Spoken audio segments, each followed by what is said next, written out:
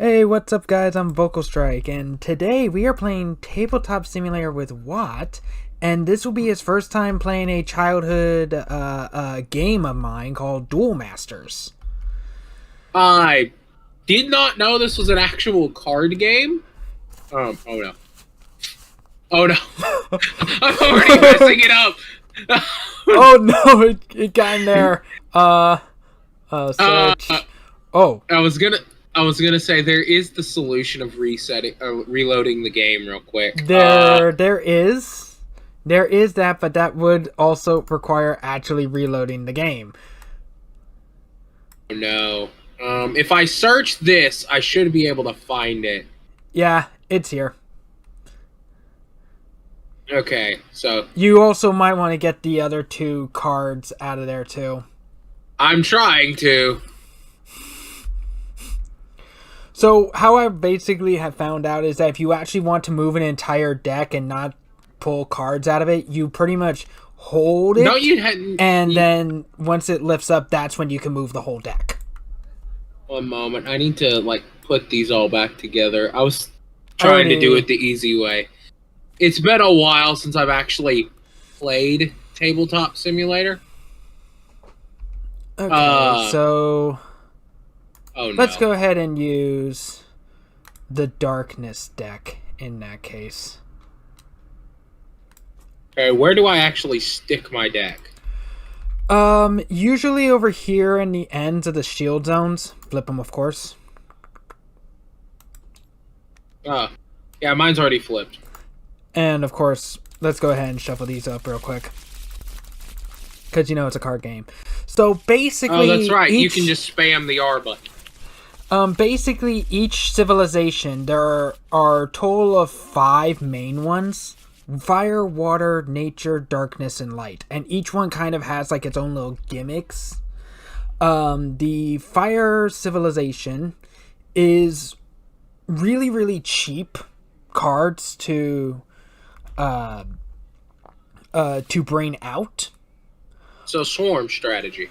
And they are very, very aggressive. Whether it's in the shields, the mana, the battle zones, it does not matter where they are. They're going to find a way to destroy it. The downside is that there's no blockers. And in this game plays very much like Magic, by the way. In this game, not every creature can block, and only creatures with the blocker abilities can block. The fire civilization has no blockers at all. So that's going to translate over relatively well when we get to our next game. I've never really seen like an all fire deck being used, but this also kind of makes into, hey, if you want more firepower, pun fully intended, but also like really, really cheap mana costs, this fire civilization works well for just about anything. Do you want to know the type of decks I usually play? Because I play a variety of card games. This is like the first card game I have encountered that came out before 2020 that I have not learned that is anime based. This game was actually made by Wizards of the Coast, believe it or not. And it is meant to be a direct competition to Yu-Gi-Oh! I was going to say, more so I've than Magic. played a lot of different trading card and collectible card games. It's like, it's kind of my comfort food, if you want to put it that way. No, I get it. Card games are fun. Card games are very fun. I legitimately have an entire tub sitting behind me. I do not have my camera on, but full of just my Digimon and Magic card collection. So the thing with decks, the term isn't really gimmicky, but I enjoy playing decks that do random things. Like, the deck I play in Magic is a vehicle deck. So I have a bunch of pilots, and then my vehicle cards that are artifacts that become creatures. They're really fun. That's how I play in Magic. In Yu-Gi-Oh! Yeah, no, just gimmicks. My favorite deck is the Face Knight deck, which the whole gimmick is I put more cards in my hand. I know that's up in the Master Duel video that we did. But seriously, no one was watching. No one's watching it. Not yet, anyway. The Water Civilization. All the other civilizations have blockers, by the way. The Water Civilization's more defensive, I find. But they are usually all about manipulating the deck and the hand. So they will bounce cards back into your hand. They will make you and your opponent draw cards. So basically, if you can set up a water deck right, you can actually deck out your opponent. I was gonna say, if you hover over the actual decks, it tells you their strengths and weaknesses. Yeah. I just noticed that. Yeah, I saw that too. Nature. Nature's all about mana. They're not very strong at first, but they gain a power boost when it counts. So it's like a green deck in Magic. Pretty much. There's going to be a lot of similarities to Magic. I cram a ridiculous amount of land on the field. Bada boom. The Nature Civilization is one of only real few cards that actually has the power to move cards from your mana to other parts on your field or even in your hand. They are purely all about mana manipulation, be it yours or your opponent's. The Darkness Civilization, which is the deck I'm currently using, is all about death. Just death. Go figure. It's the Darkness or Black deck in every card game that does this system. They, some of their more powerful cards may actually ask you to tribute one of your own creatures as an extra cost on top of their mana cost. A lot of their more powerful blockers will self-destruct when they successfully block another creature. They can even bring cards from the graveyard back into your hand. But they are also the only civilization that has the Slayer ability, which is Death Touch in this game. That's gonna be fun. The Light Civilization is one of the more powerful civilizations. They are actually stronger than Fire, but they are way more expensive. They also have some of the strongest blockers in the game. But they're expensive. But they are expensive, probably more expensive than any of the other civilizations. They play more a defensive style.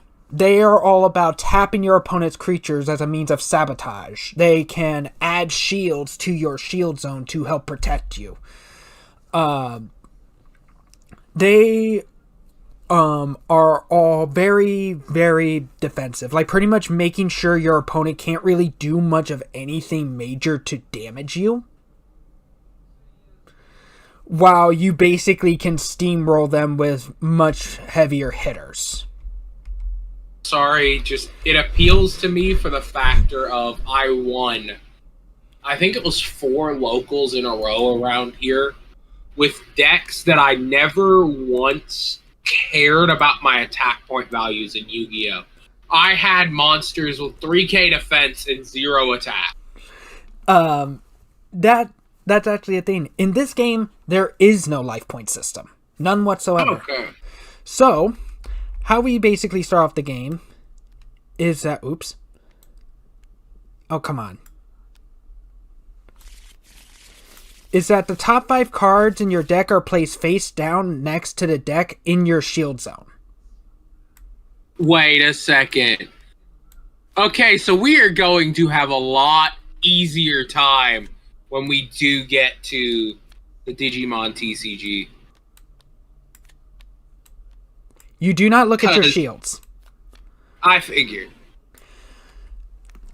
Now, this basically uses the prize card system similar to Pokemon, but the loser's the one who gets the card advantage. The goal of the game is to destroy all of your opponent's shields and then attack them directly once more. So you're attacking up to 6 times. Thank God!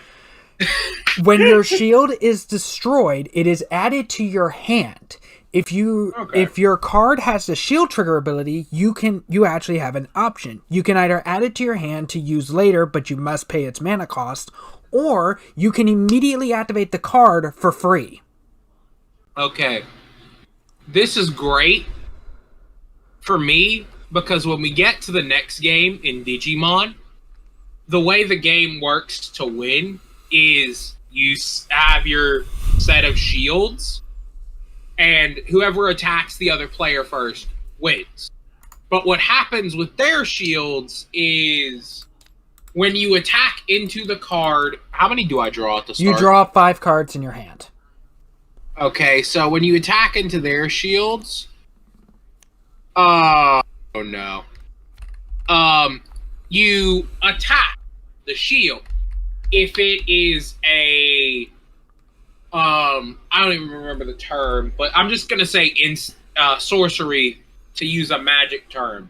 A card that is not a creature or a tamer, it immediately goes to your graveyard. Or activates its shield effect. Because almost every card that is not a Digimon has a shield effect. If it's a tamer, its shield effect is you get to play it for free. Other ones, like a prime example is one shield effect just lets you destroy all of your opponent's cards that have below a certain data cost or below a certain power. And if you attack into a Digimon, the shield card still goes into the graveyard at the end of that attack. But let's just say, of my 5 random cards, card number 1 is War Greymon, and you attack it with an Agumon. Your Agumon's still destroyed. That's fair. But you still get rid of the card. A whole big gimmick for the red deck in Digimon, at least that I used for a while, is stacking up effects like hitting more than once. So say you have double strike or triple strike, and you hit 3 times. When I attack the shield, instead of getting just the first card, I get this card, and this card, all 3, and it does the battles individually.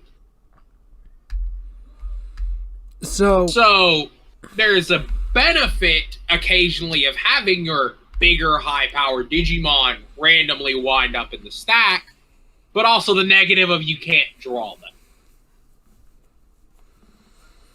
There's also a benefit to just spamming out rookie-level Digimon, but obviously they're not going to live if they happen to hit a champion. Do you want to go first so that I can... The person that goes first does not draw the first card, so yeah, I'll go first.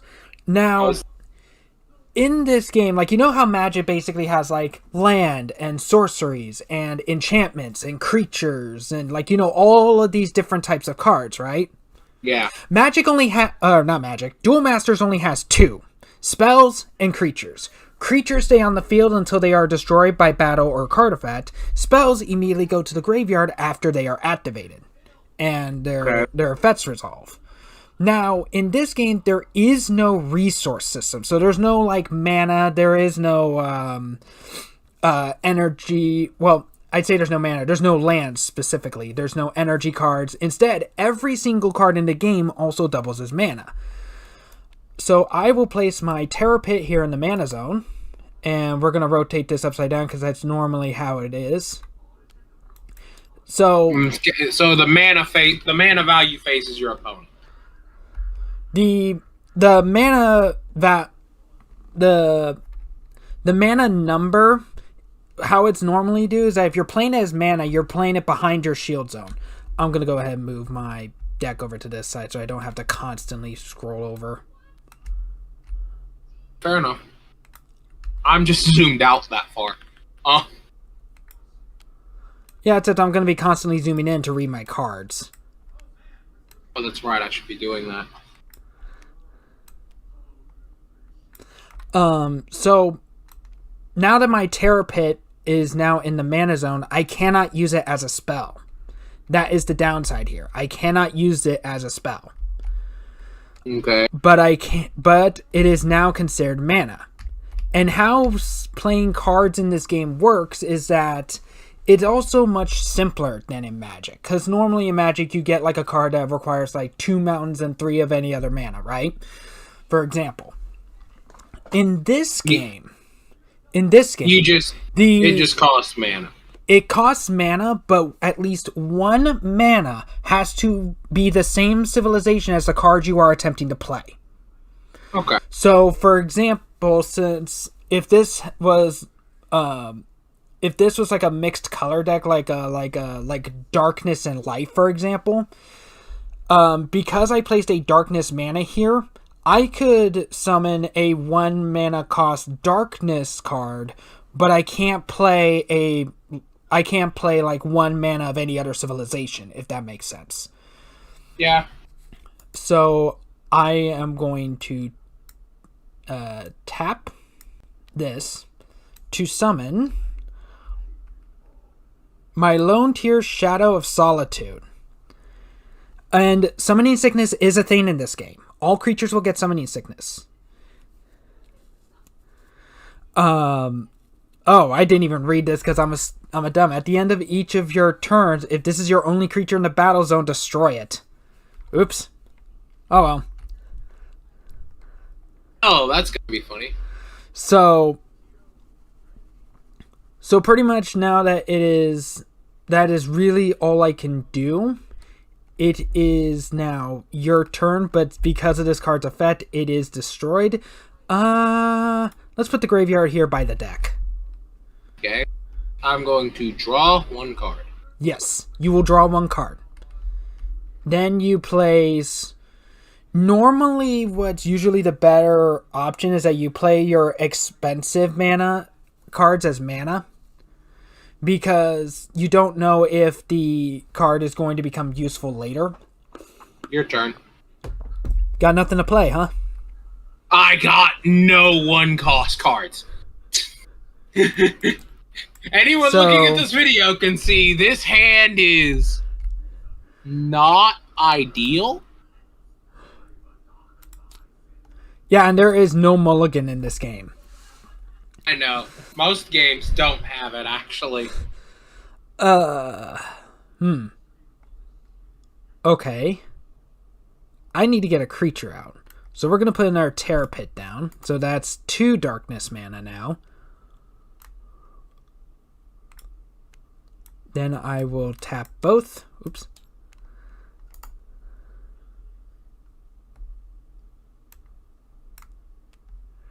To summon a creature that won't get destroyed at the end of my turn. Bloody Dragoon. This is a blocker. However, this creature cannot attack. When this creature battles, I destroy it after the battle. Okay. How battles work in this game is that the number at the bottom left corner of the card is its attack power. There is no health in this game. There is no defense points in this game. Between 2 creatures, it's just the highest attack wins and the weaker creature is destroyed. And so there is going to be a lot similar between this and Digimon. Good. It is your turn, so you get to draw.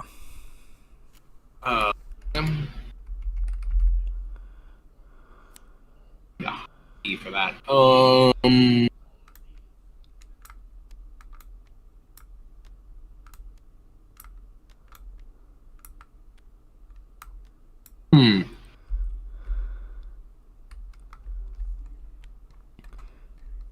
Now, the thing is that with blockers, they can only block while they are not tapped. Figured. And another thing you should also be aware of is that you can ignore your opponent's creatures and just attack directly. So long as the attacking creature doesn't have Summoning Sickness or is tapped. Like, in the case with Magic.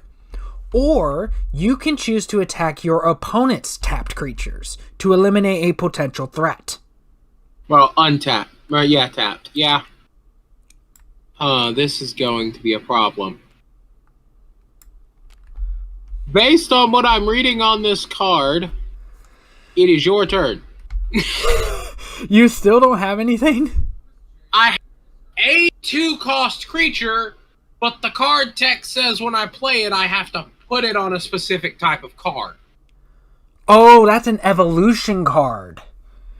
Yeah. How evolution cards work in this game is that you have to have a specific type of creature, and the type is underneath the name.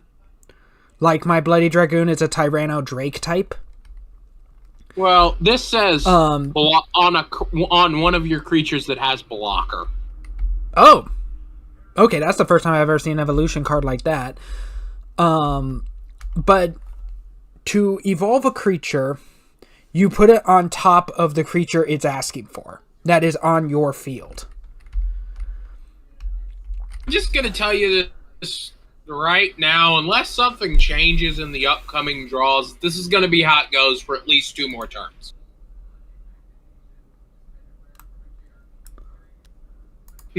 I don't have a single creature that costs less than 4 in this hand. Oops. Okay, let's see. I, on the other hand, have options. Freaking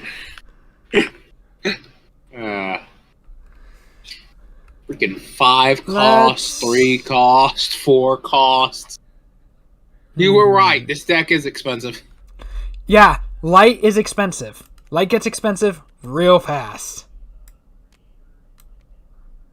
Let's put that there, actually. I do have options. Oh, luckily, the blocker can't attack. I don't think I will need this. I wish I remember what button there is. There's a button that lets me, like, make a bigger version of the card to look at it. Right.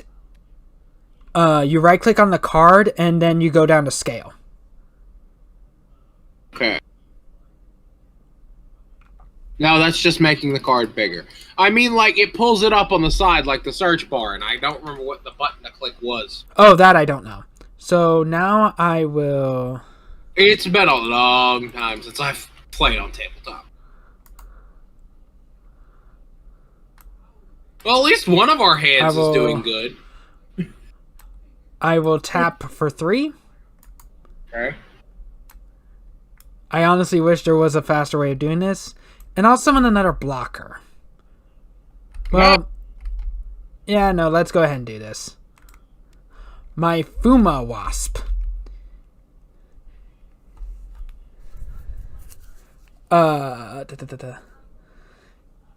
This creature also cannot attack, but it does have Slayer. Oh, great. So if it blocks something, it kills it. Yeah, pretty much. It is your turn because my Dragoon cannot block or attack. Oh.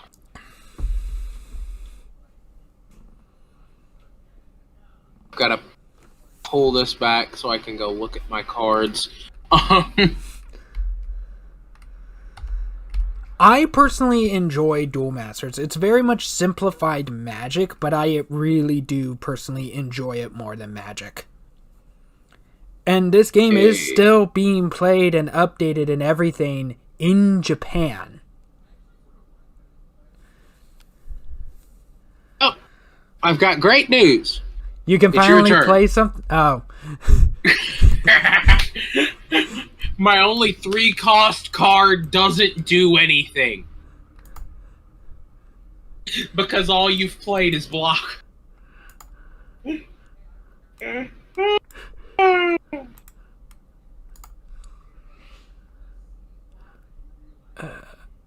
Draw. Oh, I have 2 of the same card now. Oh, yeah. I wonder what that's like. Definitely haven't had 4 cards in total that have been... I mean, you're the one who... You are the one who chose the most expensive civilization. Well, I chose it before I knew that. But no, like, legitimately, I've drawn... In my opening hand, I had 2 copies of 2 separate cards. Now I have Western Barrel Shadow of Riots. When I put this creature in the battle zone, you choose 1 card from your hand and discard it. Okay. Give me a moment. I gotta look at my hand. Let's move your deck over so that the other side of the table can be your graveyard.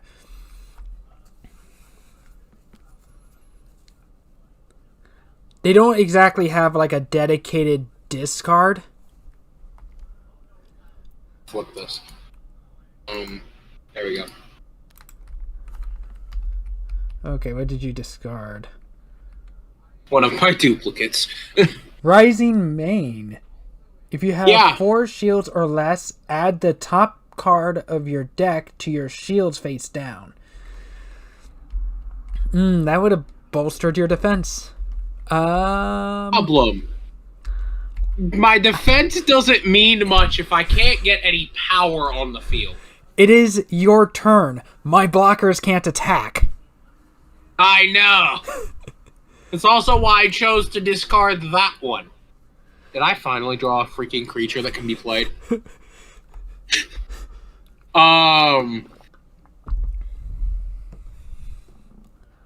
Okay, so first things first. I need to stop messing up my camera angle. First things first, because according to the rules that are on the side of my screen, I need to play my cards before I can do anything. Believe it or not, you don't actually have to add mana to your hand. Or to your mana zone. That is totally optional. Oh, I know, but I need mana to play anything. That's fair. I'll play this card. When this card is played, I get to put a spell card from my graveyard back into my hand. Yep, and you have to tap 4 of your mana to play that. It is literally like tapping lands in Magic. I do kind of wish there was a bit more of an easier way to tap with this mod, but there isn't. There we go. 2000. Okay. Your turn. Yep. So I went the long way around. What is this card? I didn't look at the card I drew.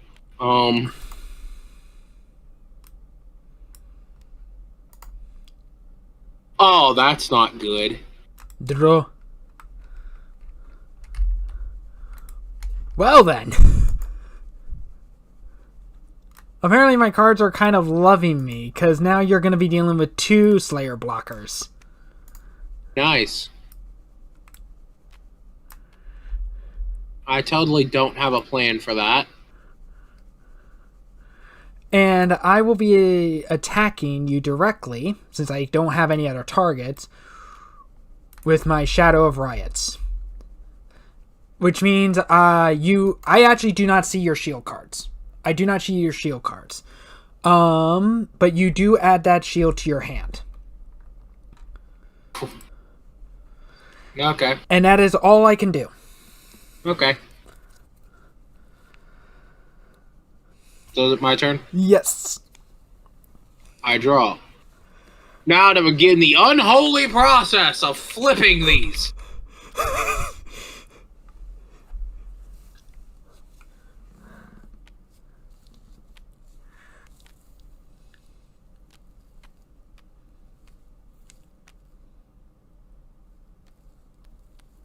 Good Lord. Okay. Yeah, the good thing is about like official Duel Masters games, which actually do exist. We actually got a PS2 game and 3 Game Boy Advance games. Is that they all do that? They all do like the untapping for you. Thank God. I do kind of wish this was a bit scripted more, but this was honestly the best mod I can find for Duel Masters.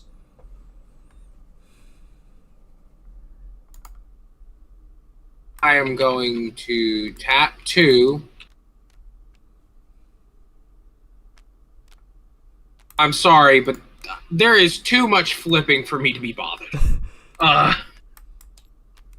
to play this. And when I play it, I put a spell from my mana zone back into my hand. Which is why you tapped your spells. Yes. So what are you? Oh, you're a blocker. Yeah, a 3K blocker. Bellix the Explorer. I mean, you kind of have to admit that the card design, though, is actually pretty sick. And since I have... One moment, I gotta zoom in to fully read his effect again. Okay, so it doesn't have any more effect. So, now to drag back over so I can look at my other cards, because I can't remember that dang button. There it is. Okay. I am going to choose to simply end my turn. Not attacking. Okay. You have 2 blockers with Death Touch. Why would I attack? Correction. I have 2 blockers with Death Touch and a blocker that self-destructs. Once again, 2 blockers with Death Touch. Why would I attack?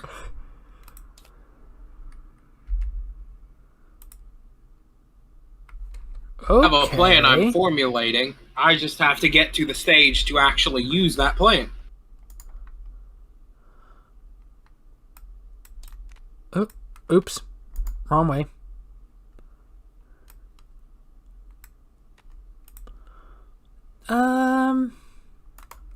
You know what? Sure. Let's do this. To play my Dark Reversal.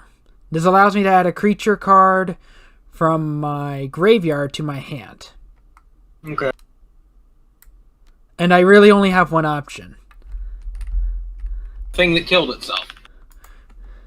Yes, but now it won't kill itself. Fair enough.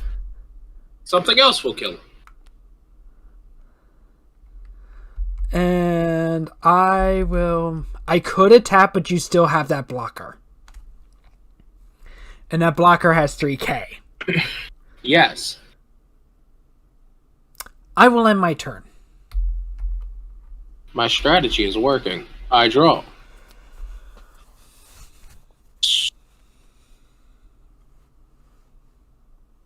Now, honestly, what I was thinking is that we would actually play like a few rounds of Duel Masters and a few rounds of Digimon and just kind of split them as like 2 episodes instead of one big episode. Enough.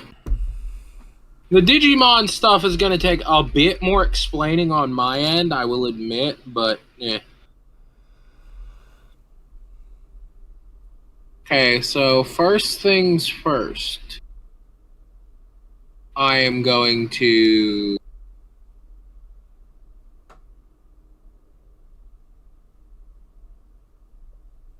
get a mana.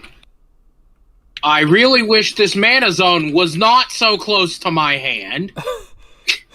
Because it keeps trying to stick itself back into my hand. I mean, I haven't had the problem, but I've also been moving them closer to the shields to kind of deal with that. Fair enough. I can do plan A or plan B. Plan A has short-term benefit. Plan B has long-term benefit. Plan B. I will be tapping to play another Bellix the Explorer, which lets me put 1 spell mana back into my hand.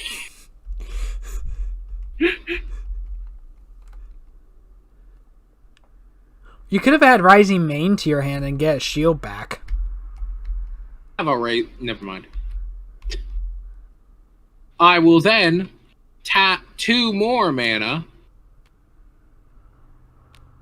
to evolve the first Gunnas. The first Explorer into Gunna's Valkyrie Holy Vizier. And when this card is played, I get to tap one of my opponent's cards. Ooh, a 5,000 blocker. That's a problem. And I will be tapping your 4,000 blocker. I think that's a blocker. Yes, it is. I'll be tapping your Bloody Dragoon.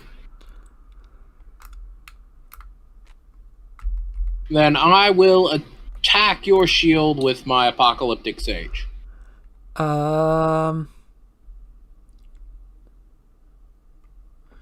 With this one.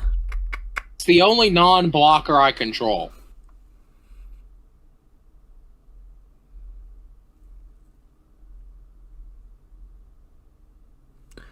You know what? I'll take that. Let's add you.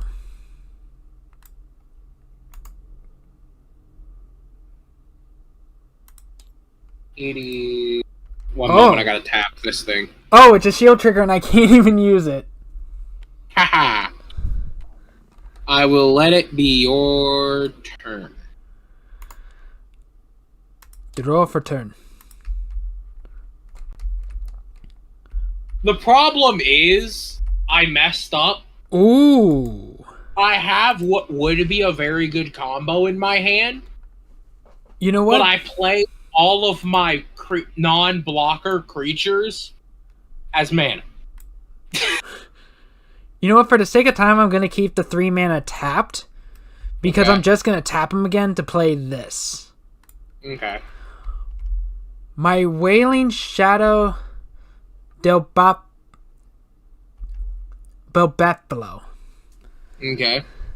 Which is a Slayer. Okay. And I will... Let's see...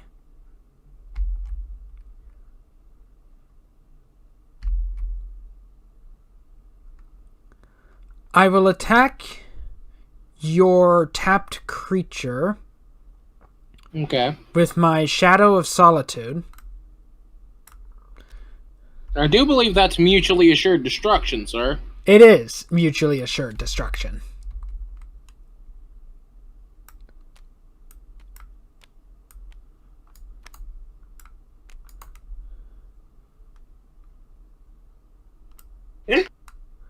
That is mutually assured destruction. I swear, all of my non-blocker creatures must be in the stack. And that I will deck. end my turn. I knew that's what you were about to do. This is something I wish Magic would allow you to do, was attack your opponent's tapped creatures, because there's been so many times in Magic where I wish I could just attack the opponent creatures so that I can eliminate a threat much easier. Yeah. Where I then tried to bait out a block. Okay, so just for the sake of sanity, because in a moment I'm about to spend 3 total mana, I'm not untapping those 3. That's fair. Because first I play Rapudo, Vizier of the Gods. He is 1 cost. And then I evolve Rapudo, Vizier of the Gods. Oh, now there's 2 of them. Yeah, I've had that first one in my hand since the start of the game. And when this goes onto the field, one of your creatures is tapped. Which creature? The 4K blocker. I can't actually do anything with that. You can attack it directly. No, I can't. Here's the problem, and I need to make this very clear. All non-blocker creatures I have drawn are in my mana zone or my graveyard. All the cards I have drawn that could give me cards back from my graveyard only return blockers. So, all I can do is sit here. You can actually attack with your blockers unless the card states otherwise. All of these say can't attack players. I don't know if that means I can't attack creatures, but they can't attack players. So then it's my turn then. Wait, never mind. Neither of the 2 have the can't attack on them. Neither of the evolutions do. Yeah, that's what I was thinking. Like, these two, you can either tap them to attack, but they won't be able to block until your next turn. Or you can save it. I'm going to tap the initial one to attack your Bloody Dragoon. Normally, I would just go ahead and allow that, but I am going to block that attack with my Wasp. What? Which does... You can't actually block attack from other creatures. Well, that's Blockers great. allowed to block any attack. And since my Wasp has Slayer, both our cards are destroyed. At this point.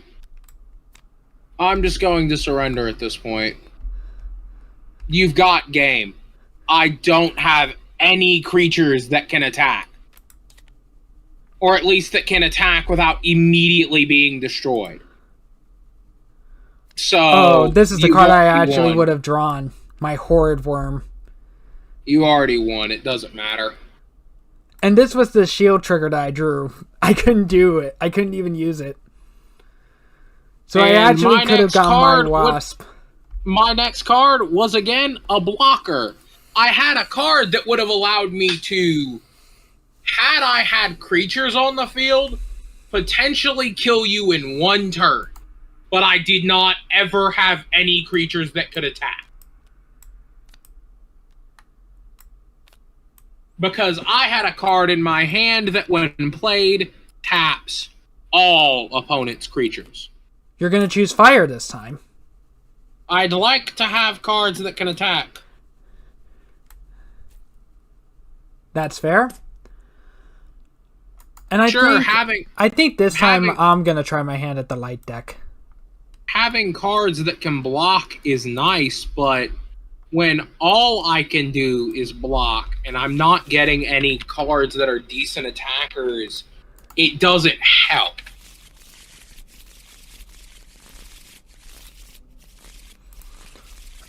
To be fair, when we get to the Digimon section, eventually, there is going to be a little bit of a difference here and there, but this at least is a very good starting point.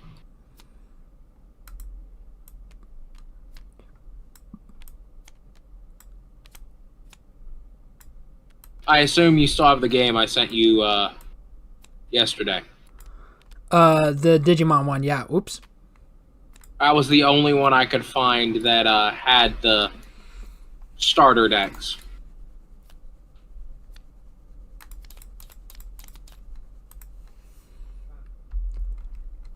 Wow. You know?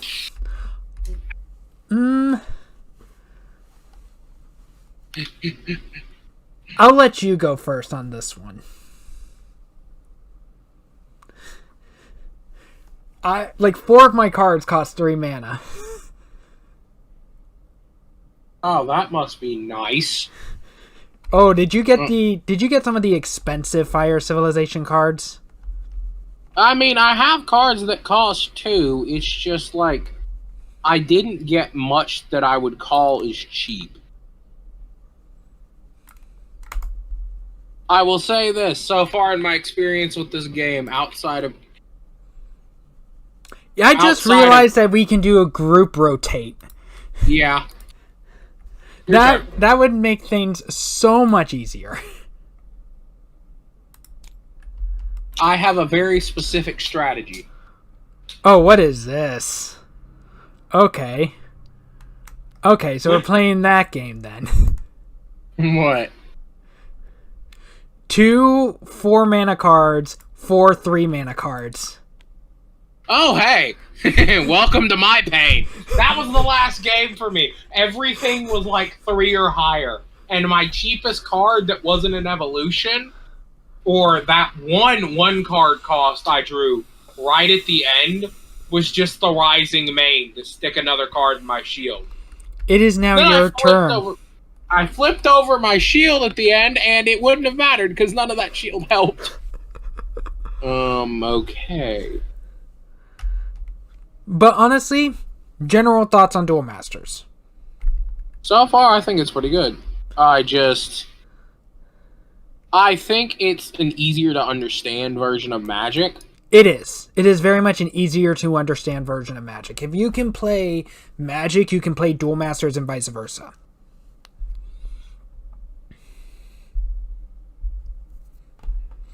But they do also have like multicolor or multi-civilization cards as well. How to summon those is that you have like one of like if you choose like if you have like a light and darkness there was monster, multicolors. then you would need to tap at least one darkness and one light mana. Then Every the others one can of these be games. Whatever. Every one of these games that has multiple colors. I played my Dragoon. Raijin Dragoon. When this creature when it attacks creatures, this creature gets plus 4,000 power until the end of the turn. Ooh, that's a 5,000 beat stick. Yeah, it's your turn, but I was gonna say Digimon, while the way that cards with multiple colors work in Digimon, because I'm gonna explain this early on, is you have, how do I put this? So man, I really wish we were doing Digimon so this would be easier to explain. But instead of having a mana system, you have what is called, I think it's a memory system. Both players have two pieces that fit together, which is split in half in the middle at 0. Okay? The starting player gets 1 memory. You move the counter onto their side, 1. Every card has a memory cost. You can go over the amount of memory you have, but however far over you go is how much memory your opponent gets in their next turn. And it immediately ends your turn when you go over, so your opponent has memory. It's so your for turn. Example, oh, I didn't see. Oh, hey. I remember that card. But so say, for example, I decide I want to play a Digimon who, let's just say I've completely bricked. All I have is Mega level Digimon in my hand. I can play that Mega level Digimon for 12 memory. But my opponent starts their next turn with maximum memory. And evolving every card's gonna have at least 2 costs on it. So, for example, I might have a Digimon with a cost of 6 to play, but then a cost of 2 if I'm evolving it on the last level of Digimon. Oh. It's an interesting system. Oh, something that I actually completely forgot about. Evolution creatures and speed attackers do not have summoning sickness at all. It actually sets at the very bottom of the beginner rules here. Yeah, I see. Creatures who cannot attack players can still attack other tapped creatures. Interesting. So that's I'm going to keep these 2 points tapped. One moment. I have to zoom out so I can move this card forward. And play my Screwdriver. It has an ability that I can tap it instead of attacking to destroy a blocker.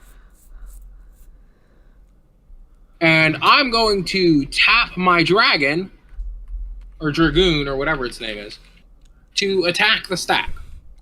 Okay. Which shield are you hitting? You can't one dead in the middle.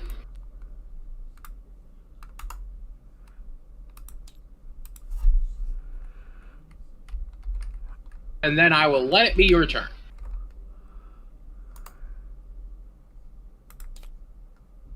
So much nicer having cards I can actually play. But the Digimon game, a lot of the effects in this game carry over. So, like, you've got stuff with blockers.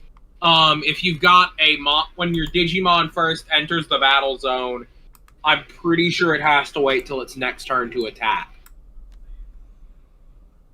Okay, so I'm placing you in other mechanics I'll have to explain because, well, it's a little bit more complicated.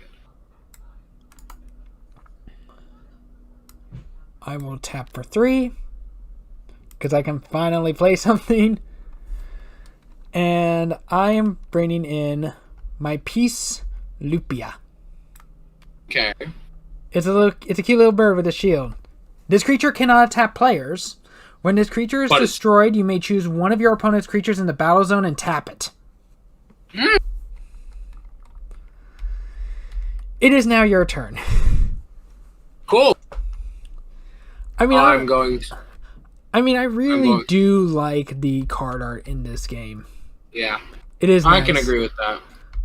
I'm going to untap all my junk. I mean, at least now we know that there is group rotating. Yeah.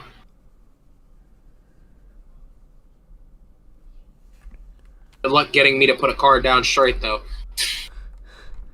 I need to check this new card I just drew. Okay, I'm just going to use this for mana for now. So, first things first. That's a blocker. I tap my screwdriver to use its ability and destroy your blocker. I cannot do that, but that also triggers its effect. Since it is destroyed, your other creature is tapped. Cool. Want to see something funny? Oh, it's an evolution. Yeah! Oh. And here's the better part of this evolution. So you remember how this was a pretty beefy card? This evolution buffs all of my Tyranno Dragons. There we go. All of your Tyranno Drake and Brave Spirits in the Battlestone get Power Attacker plus 4,000. Oh, so and it's a double breaker. 7,000 card that double breaks. And evolutions don't have summon sickness. So I'm going to take out this card and this card and tap it. Now, the thing to note to keep in mind about double and triple breakers is that even though they break multiple shields, they are still only attacking once. And it is your turn. It doesn't work that way in the Digimon, because the way the Digimon's shield works is the shield fights back. So if, like I said, if I attack a War Greymon with an Agumon, I'm losing my Agumon. But it's the power, the damage doesn't carry over each attack. It's just you get 3 chances to flip over something in that specific order that might be strong enough to kill whatever I attack with. My yellow deck I used to play, it was the yellow deck that was a starter deck, but I had a bunch of really good yellow Agumon line cards for the Agumon from Digimon Data Squad. Or, I don't remember what its name is in Japan. Or Digimon Savers, who become Shine Greymon. And if I fully set up my Shine Greymon, most of the time the other people I played with would surrender because of how strong it got. Because a big part of setting up your Digimon is... So you see how you have the evolution cards here that you stack on top of each other. In the Digimon card game, you would be stacking them with the bottom chunk of text on the card visible because it might have a legacy effect that gives the card more effects than it would initially have. So actually properly setting up your Digimon is more important than just spamming out Digimon. You see what I'm saying? Yep. I am tapping for a total of 4, but that's because I'll be playing 2 cards and this will just be faster. First one for 1 mana. Rapudo, Vizier of Cool Winds. That's a good card. It's a blocker. Oh wait, no, I actually miscounted. Whoops, let's untap one of the. Oh, wrong way. You're about to play the 2-cost block revolution. Yeah, and I read it as 3. You realize that never mind. I'm just going to show what happens in this next turn. Okay, both of your creatures are already tapped. I am going to tap this to destroy your screwdriver. Cool. I want you to know something. If my next card is a creature, right now, never mind. We'll see what happens. Is it my turn? Yes. Okay.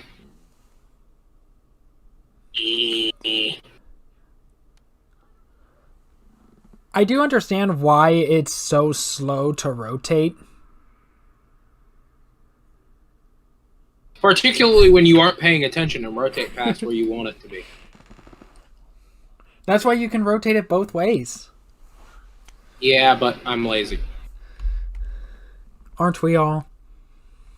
Okay, what's this new card?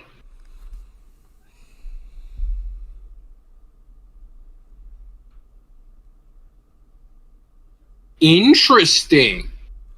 Well, I am going to tap 3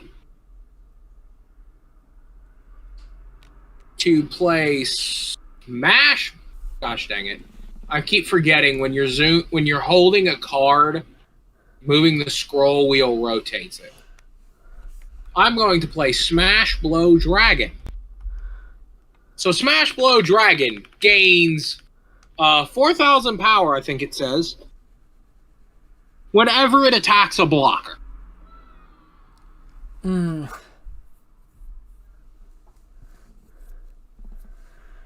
Fire is mean sometimes.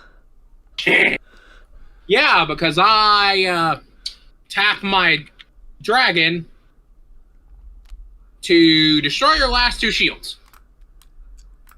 Now let's see if they are shield triggers. If they have a certain shield trigger, then your other attack will not go through. I can't attack. Oh yeah, summoning sickness. Oh, we do have one shield trigger though, which means I can actually summon it for free. Call on the Oracle. Nice. It's another blocker. When you put this creature in the battle zone, you may choose one of your opponent's creatures in the battle zone and tap it. There's really only one option. Mm-hmm. So, before I end my turn, I'm going to do one more thing. I'm going to tap my last mana. Alright, let me make sure this is what I think it says. Don't look at my card. I'm making sure this is what I think it says. I kind of already looked at it because it's already on the table. I was trying to get you to not look at it. My camera is being wonky as heck. Destroy one of your opponent's creatures that has blocker and power of 6,000 or less. There is only one option. Yep, I destroy your evolution card. Bye. And it is now your turn.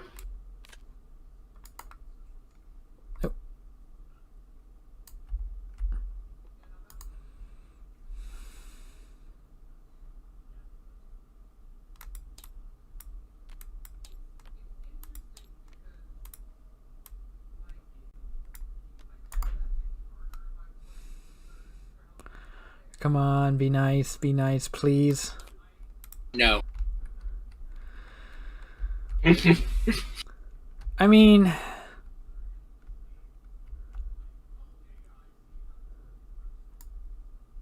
I mean, I understand the value of blockers. But yeah, no, this deck is way too blocker heavy. Yes, and I'm enjoying not having any of them, actually. Because if you think about it, because I'm tapping my creatures to attack, with how powerful my creatures are, it's almost more motivating to destroy my cards to keep them from attacking more than to attack my stack.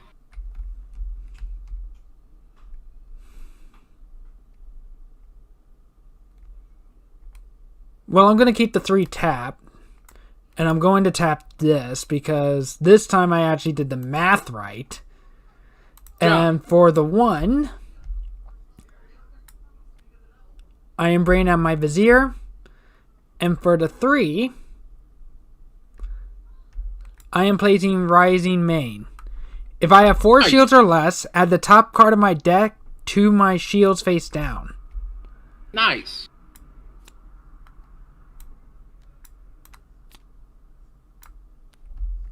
So I am safe for now. Unless I draw another screwdriver. And I will attack. Since there's no point in attacking your creatures, I am going to attack this shield. Over in my hand. Okay. One moment. I'm trying to get... This is my only problem with recording Tabletop Simulator is these angles. It is your turn. Okay. Sweet. You lost. I will rotate all of my cards. Something to also know, if I recall correctly, double breakers and triple breakers can break multiple shields, but if they destroy one shield, the second one does not count as a direct attack. I know. I figured as much. Oh, wow. Okay. So, I am going to tap 2 to play my screwdriver. Oh, no.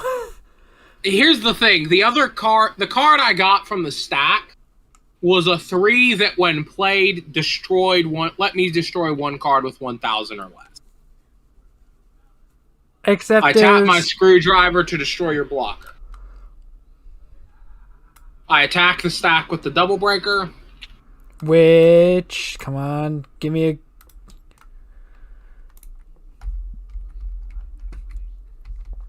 Was it something good? It was not. It was just a creature. And Smash Blow Dragon attacks for game. That is game. Good job, my dragon. Let's see what the stack had left for me.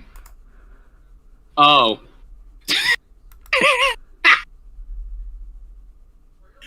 A lot more of my Tyranno Dragon power. That is my hand. Oh gosh, let me go scroll over.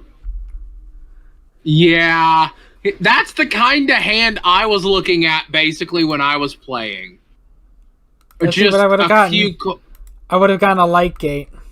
Let's see what the next card I drew would have been. It's even funnier because, like, after I got 4 mana, I stopped playing mana.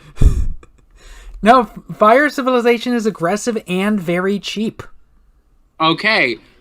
My next card would have been another copy of Crimson Ashlord, which it has haste, but it destroys itself at the end of the turn. And White Red Dragoon was the card I got from the stack. Don't worry, you don't actually need to rotate them to put them back into the deck. Yeah, no, I'm just reading it so I don't have to read upside down. Yeah, fair. With 1,000 power or less, but the 1,000 power I think is like the lowest a card can be in this game. Do you want to try making your own deck, or? I was going to try one of the pre-built decks to experience something that wasn't a practice deck first. Okay, we can do that. Is there any cards that give more than let's try this one, or one. is it all just 1 mana? I'm pretty sure it's all just 1 mana. I've never seen a card that's like more than 1. Interesting. Of course, as somebody that plays Magic and Digimon a lot, multicolored decks don't bother me as much.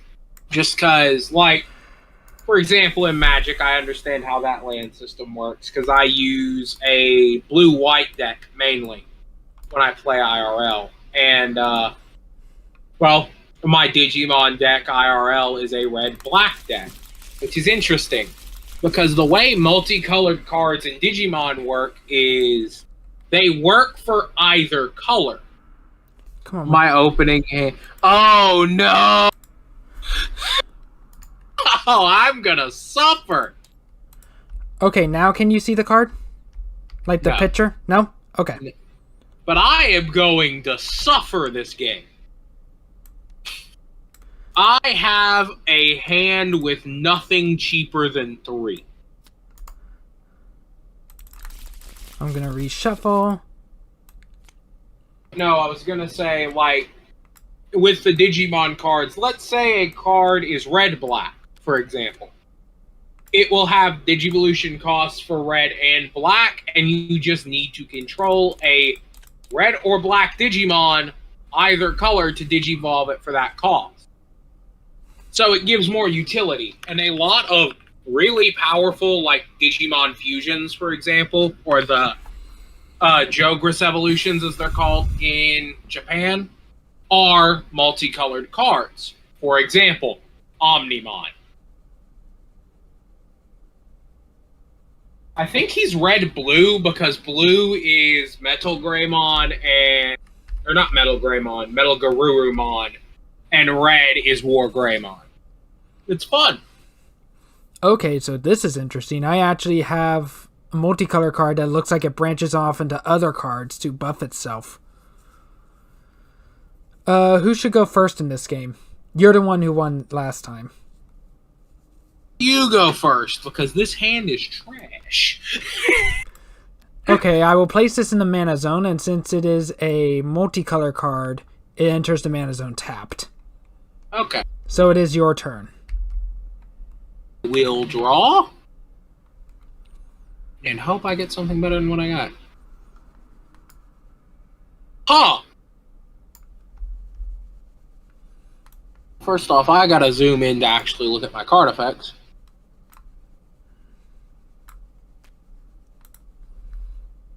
Sorry, but that also kind of bugs me. I know it's a little nitpicky, but I do kind of like cards facing their proper ways and in their proper zones. It just sort of bugs me when they don't. Okay, let's see. Let's also move this deck over so that you actually have a graveyard to place without it being on the edge of the table. Oh gosh! I mega zoomed in all of a sudden.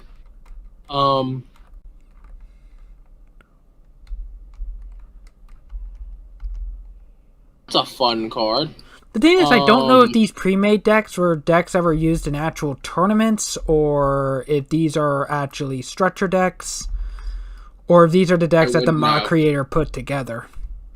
I know in the Digimon one, there is a couple of community-made decks, and everything else is structure decks that were released in, like, the first set. Here go. Fire and Nature. Yeah, that's all the mana I need. I have at least 3 colors in my hand right now.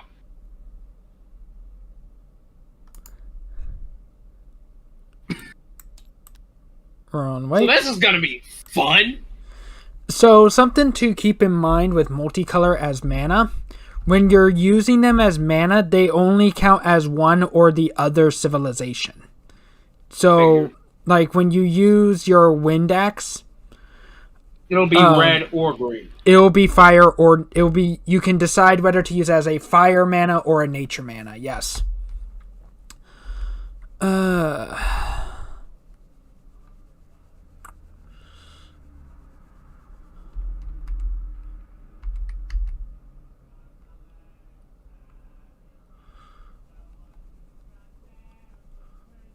Okay, yeah, that looks like it's water. What to do. Let's put you in the mana zone.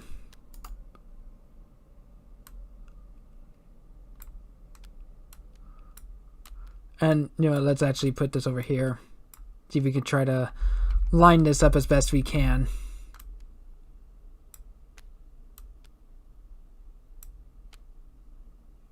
Yeah, that's close enough.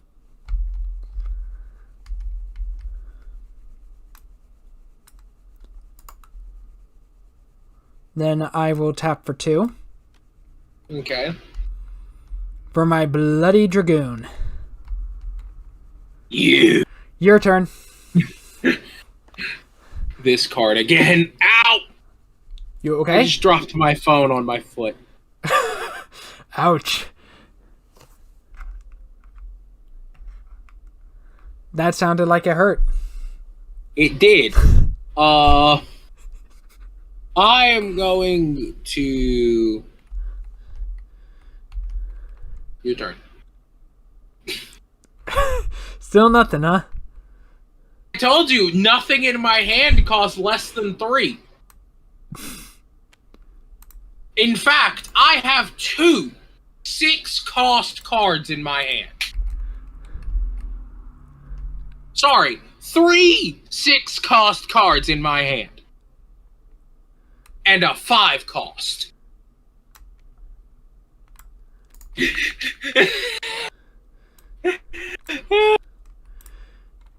Your turn. I can't do anything else.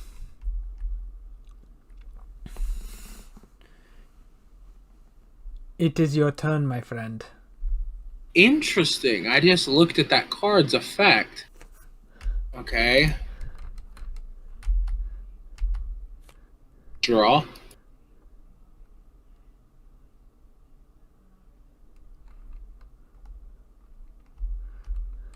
Sorry.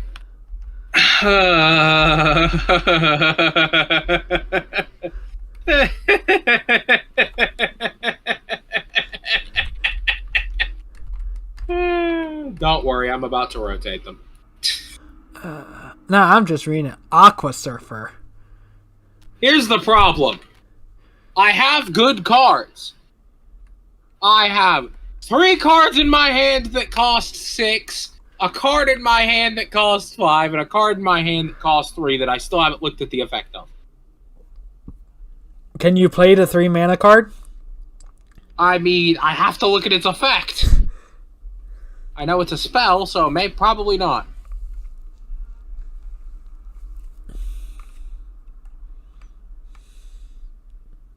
I cannot. Fine. So it's my turn then. Yeah.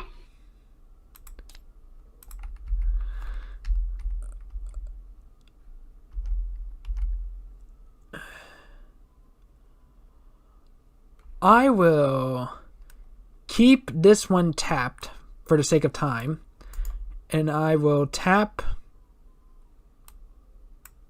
these 2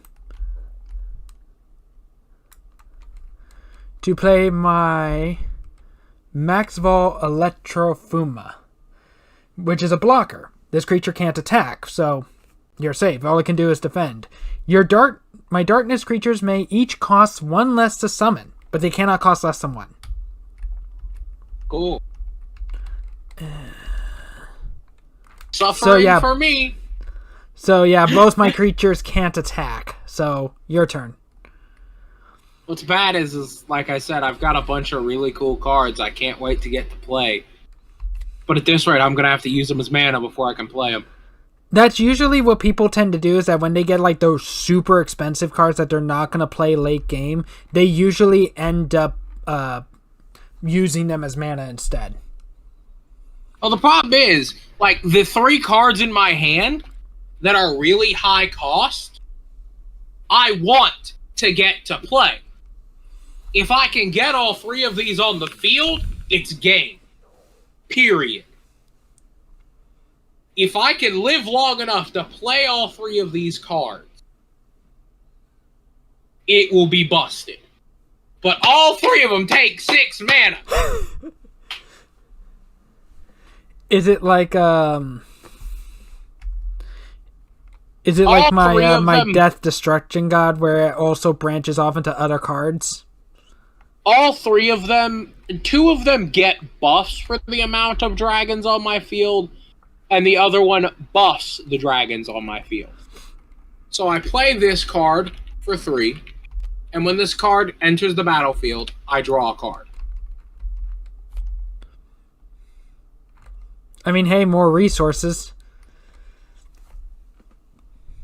Only problem is, it's now your turn. I should have played a mana first, but I wasn't thinking. What do you do?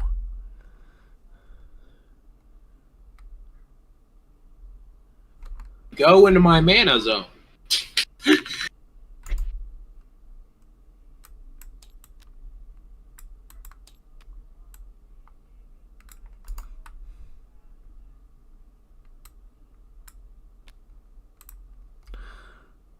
Okay.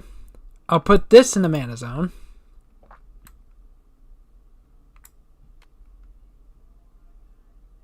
And then for which would be worth it? I really should have played a mana that turn. It's gonna bite me in the butt. I will tap this for water and this for fire. To play my Hot Spring Crimson Meow. When this creature enters the battle zone, I can draw a card.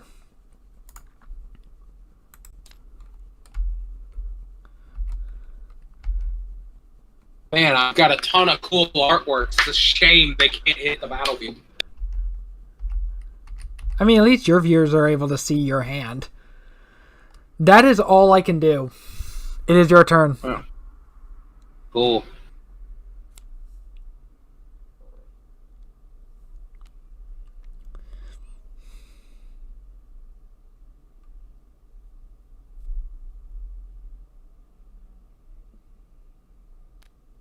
I'm just putting it in the tapped position so I can untap the rest of them. That's fair. Oh, gosh! Dang it!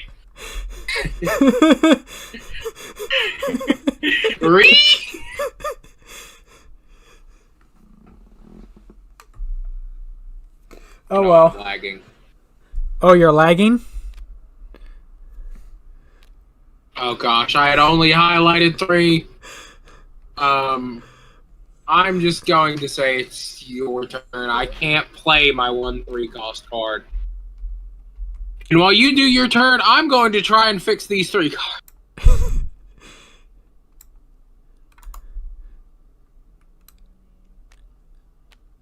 Why? Why did you highlight 1 card in my hand to rotate, but not one of the cards on my field? You okay over there, buddy? Tabletop Simulator is pushing every button it can right now. I mean, it's not without its flaws, but it's still good if you want to play tabletop games with buddies, but you can't get together. It's also nice because, you know, less money. I have a friend that I think has currently spent about $2,000 on Warhammer 40K. Okay, I am tapping all 5 of my mana to play 2 cards. The first being, and I did double check this, Fuma Bajir Soul Weapon. Creature's put into the mana zone tapped. Figures. When this creature is destroyed, you may have your opponent discard a card from his hand or choose one of your opponent's creatures that has power 3,000 or less and destroy it. Fun. And the second summon is another Bloody Dragoon. Oy. Now to in 1 more mana, I can play a good card. Now to enter battle, I am going to attack this shield with my Meow. I put it in my hand before I flip it. Okay. It is your turn.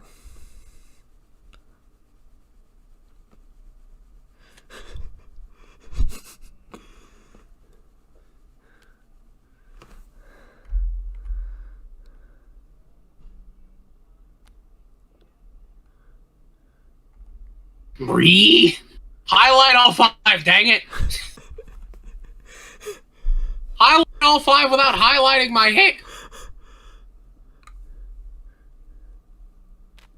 This game does not like me right now, apparently. I will tap 5 to play Triple Brain, which lets me draw 3 cards. Ooh.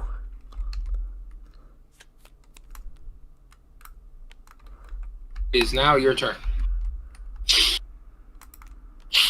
Loving this hand size, not loving this hand quality.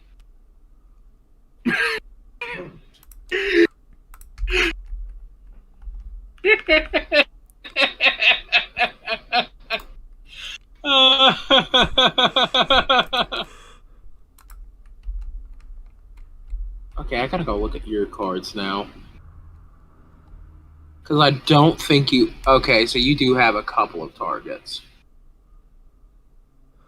I'm gonna keep the 5 tapped and tap this to play a 6 mana card. Oh gosh, he's already on the 6 mana cards. I play Terror Pit.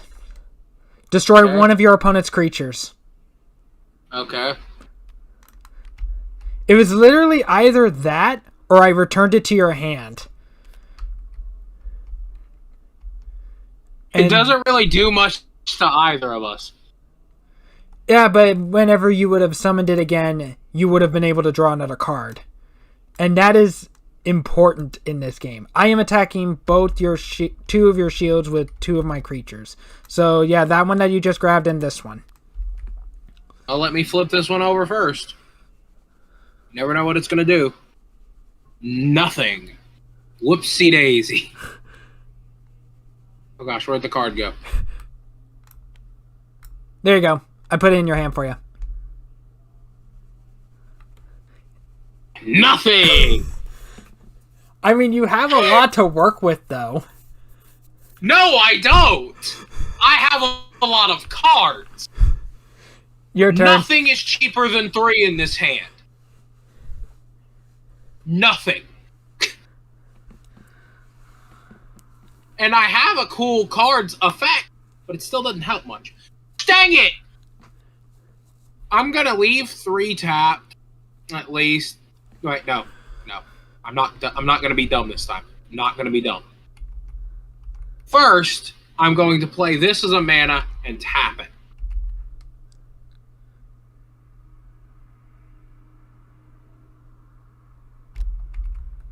Now, I'm going to use 3 of my mana with that 1 fire. I'm going to use 2 of my Aqua Surfers and that 1 fire to play Coco Lupia. Now, any dragon cards I play cost 2 less, but they can't cost less than 2. I mean, that makes sense. They don't I wish want it would cards say to be 1 free. instead of 2. I wish it would say 1 instead of 2, but it's still better than nothing. They probably said that to avoid cards from costing 0 mana. The problem. You could still say can't cost less than 1. Fair. And I can't read one of my card's effects. Okay. Okay, screw it. I'm going to play my Bronze Arm Tribe. A moment. And when Bronze Arm Tribe comes to the field, I put the top card of my deck into my mana zone. So let's see what just went into my mana zone.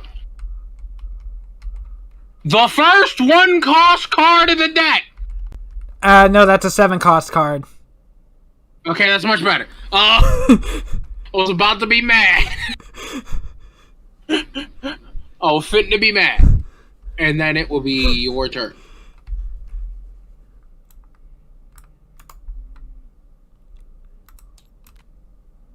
At least I got caught up in mana.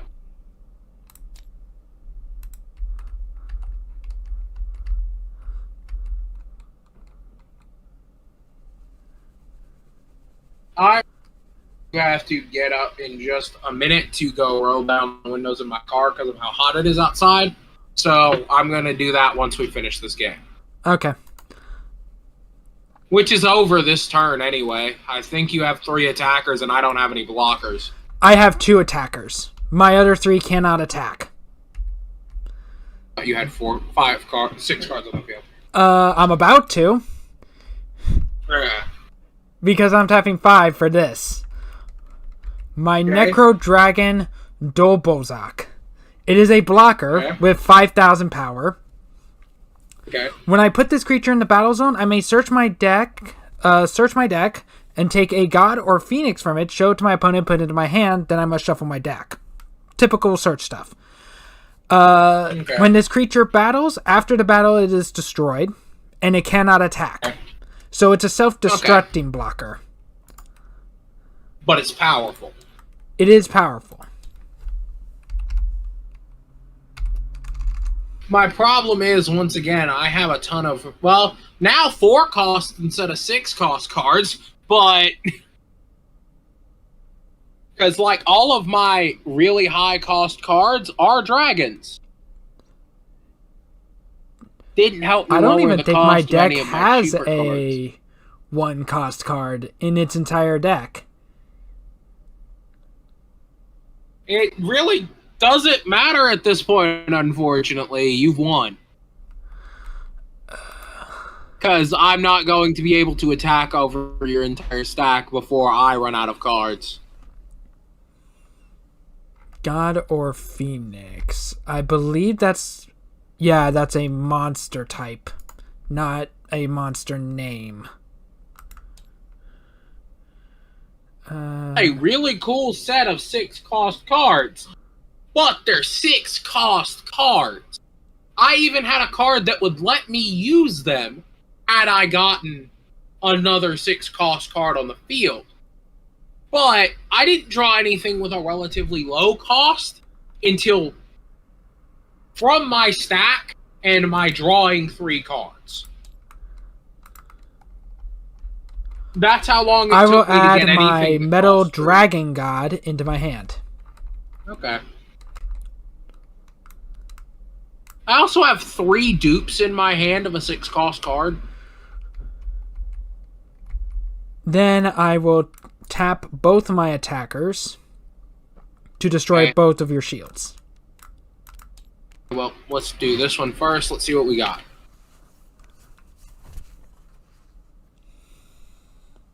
Okay. And then this one. Shield trigger. Oh, we got a shield trigger. It doesn't say anything after it, though. It just says shield trigger, so I assume that just means I play it. You play it, and then you use the card's effect for free, or you can keep it in your hand and use it for layer by paying its mana cost. So... It's when you put this creature into the battle zone, you may choose a creature in the battle zone and return it to the Okay, owner's yeah. hand. If a shield trigger is a creature, you can just summon it for free. I don't like that 5k defender. So it's returned to my hand? Yes. Good, good. I can make use of this.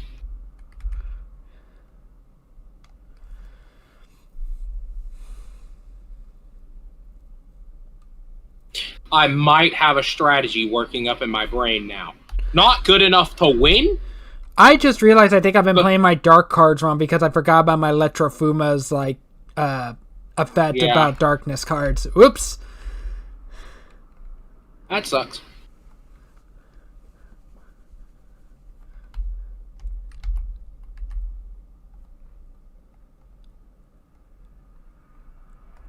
I just realized something.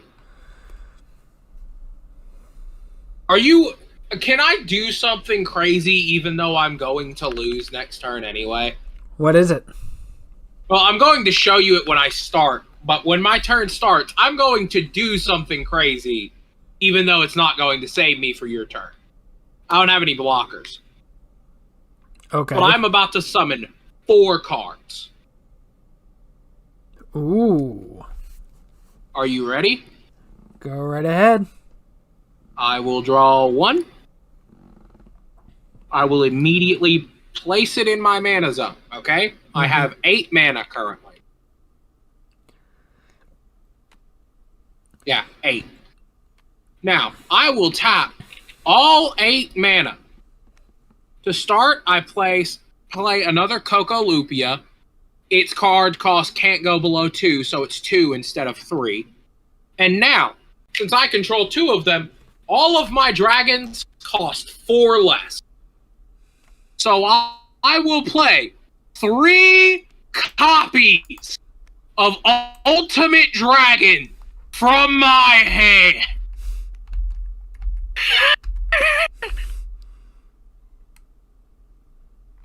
Oof.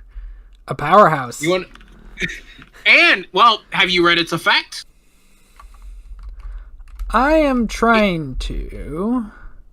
It gets plus 5,000 power for each other creature in my battle zone that has dragon in its race, which there is currently.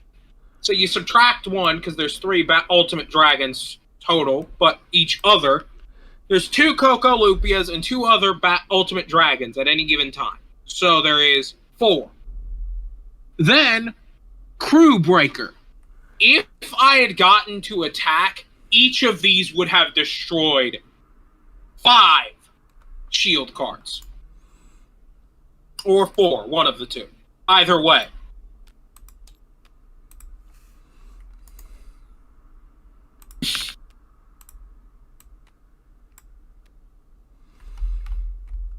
I mean, you can still attack with your 3 creatures to deal with my blockers. Doesn't really help because they don't have enough power. Well, 2 of my blockers self-destruct anyway. So they just get destroyed and then they block. Then I have another 2,000 blocker. My problem is you have enough blockers to keep me from destroying the problem cards. You've won. I do not have enough attacks to actually get to attack your creatures enough times to not die at the start of my next turn.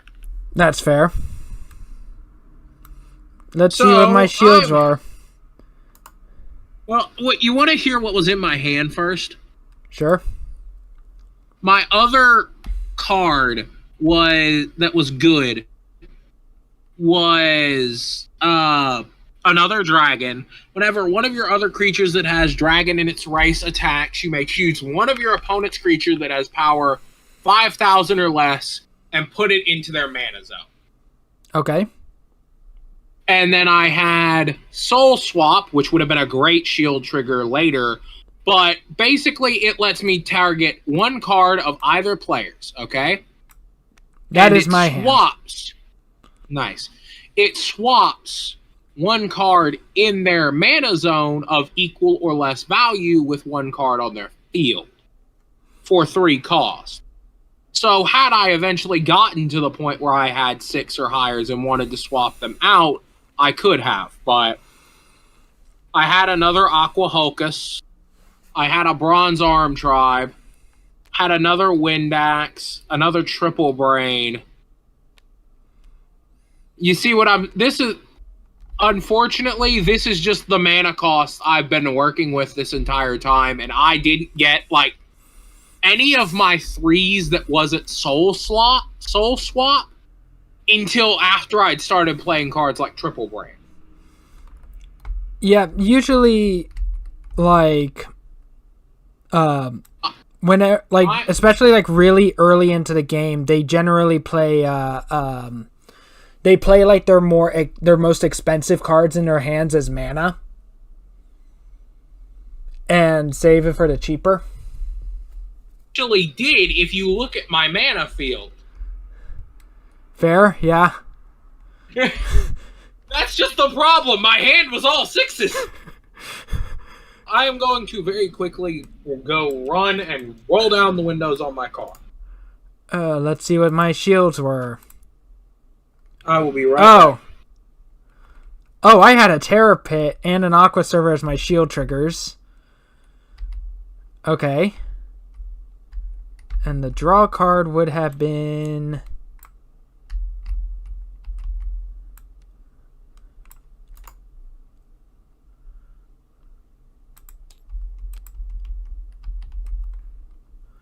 Triple Revival Resurrection. I don't know if you're gonna have an easy time with this or you're gonna end up hating me. Let's do Rainbow Lockdown. Ooh.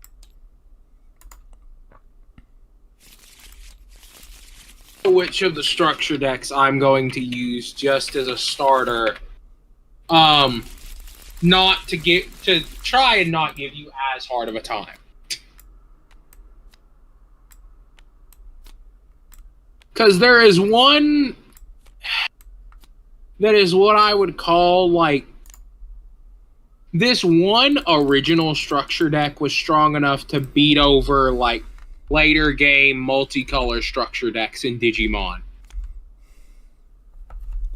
Just due to how powerful the cards were.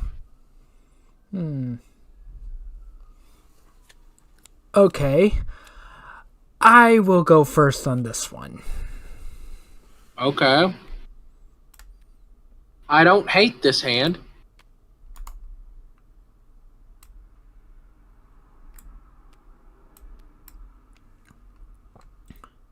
It is your turn. I have will no draw. 1-mana card. I don't either. I have a lot of 2 manas, though. Can you not? You rotated the card in my hand as well. Oh, sorry. I did not mean to. I honestly highlighted all of them as you drew the card, and I didn't think it would actually affect your hand. Okay, let's see. Which of you do I want to put down first? Okay, you are going to be busted when I want to play you. Hey, look, it's dancing. Gosh dang it. I can resist. I cannot resist. There we go. It's fixed. I'm going to play this in my mana zone. And your turn.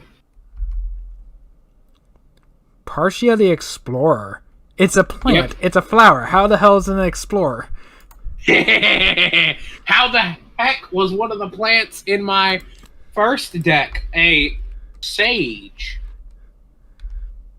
Good point. The 4-cost card I played that was the Apocalyptic Sage was a plant.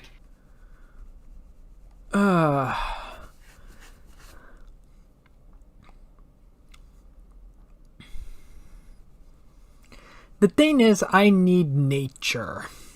And both of my nature cards in my hand cost 2 mana. Mm-hmm. Oh, I only have light cards in my hand.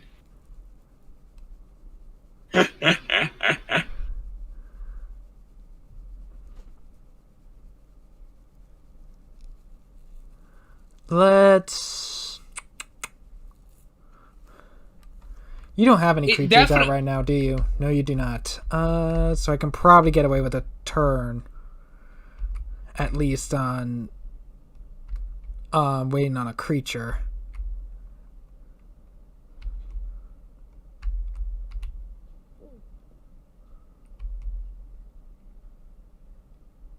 At least there's less risk in attacking the stack in this game.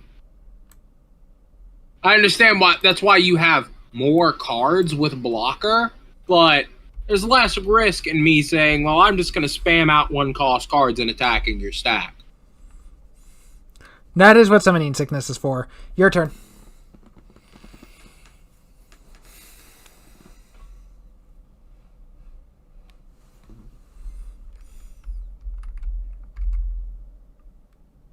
Okay, yeah, that's a darkness card. I will tap these both.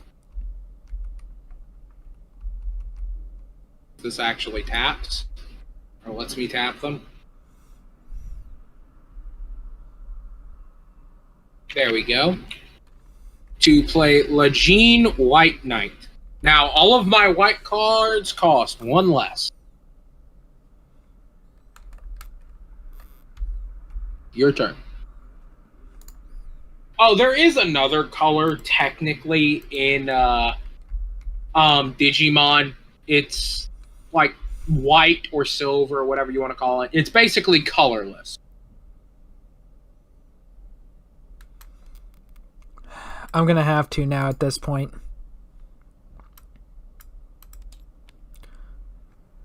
Tap for green and tap for nature and tap for light.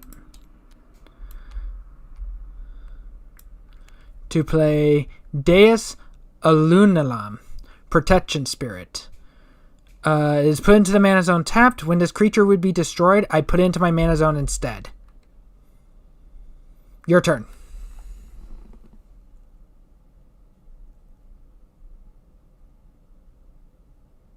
Draw.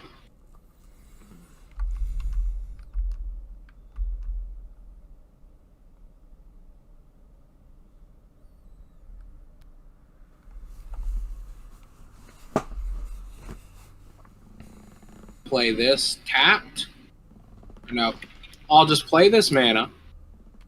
Then I will play my Trios White Knight, and since I control my card, it's cost 1 less. And play this, and since I control my card, it costs 1 less. So they both only cost 1. 2 blockers. Yep. And all of my creatures with blockers in the battle zone get plus 3,000 power. Ooh, that is disgusting. Yeah, now I have a 5k and a 6k blocker.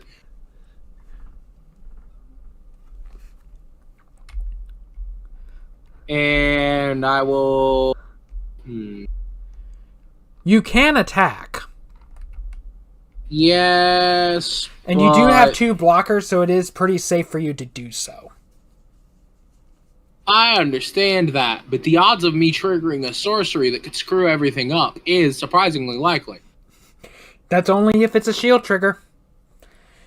Shield triggers are the only, traps in this game.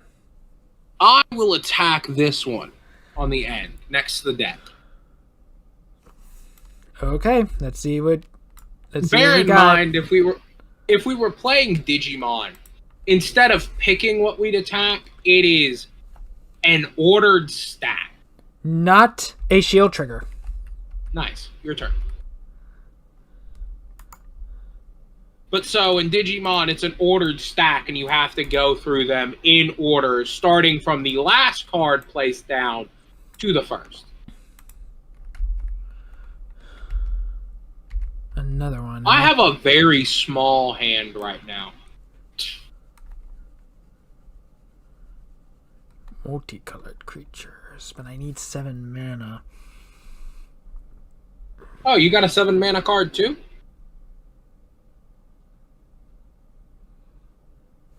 I also desperately need water. Mm-hmm. But I have not been getting that.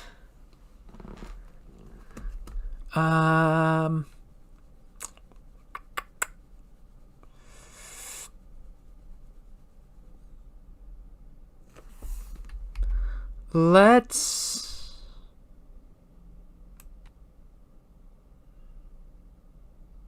put this in the mana zone, but it has to be tapped. Because it's multicolored. And then I will...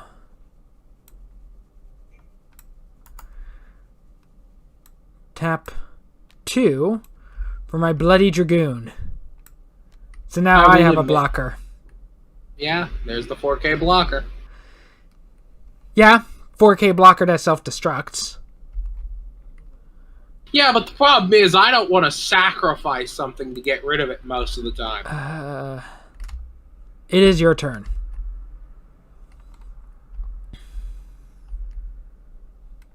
Okay, I will draw.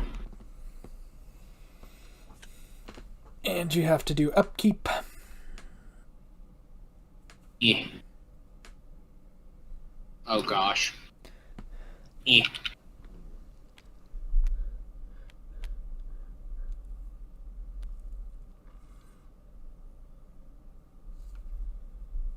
I need to check what this new card I just drew is.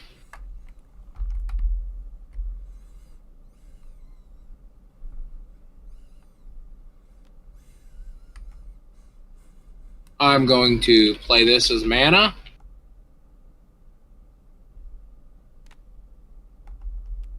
And then tap 2. Give me a moment. I'm zoomed in so I can't go all the way.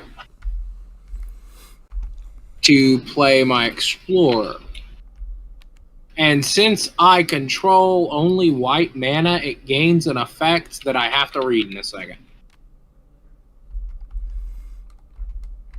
It gains the effect while all cards in your mana zone are light cards. This creature gets plus 2,500 power and blocker. Ugh. Meaning this is now. It was already going to be 4,500. So thanks to the effect of my other card, that is now a 7,500 blocker. Jesus. That can attack. It does not have can't attack as one of its effects. It can still attack players. Is this a pure light deck? I think so, and I am okay with it. I will let you have your turn, sir. Not going to attack this time. My only card that can attack this turn is 2 weak. Yes, but my blocker would still be gone.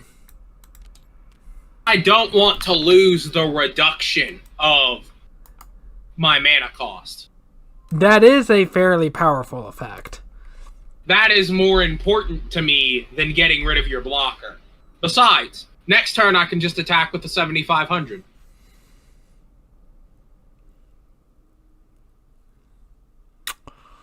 Ooh.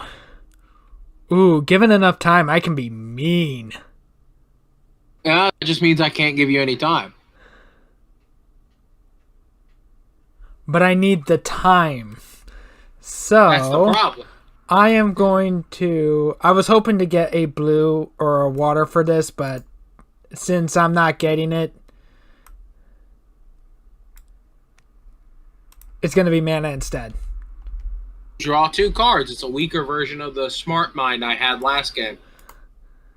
There is actually a Duel Master card that lets you search out your deck, add as many cards as you want from your deck, and add them to your hand. So you could add literally the whole deck if you wanted to. Why? However, it costed like 12 mana to play, and it's a water spell. I am playing Super Spark. Tap all your creatures in the battle zone. Okay. So you get 1 free attack. And speaking of said free attack, add this to your hand. Oh, I really hope this is somehow some like nasty summon Okay, I think shield trigger. There you go. I had to zoom in. Hold up, I gotta zoom in. Done. Not a shield trigger? No, it's a cool card, but it's useless to me. It is your turn. I have 2 cards in my hand that are really cool, but are useless to me because I misplayed early on. I have 2 cards in my hand that would completely shatter your setup. I have a 1,500 power card in my hand.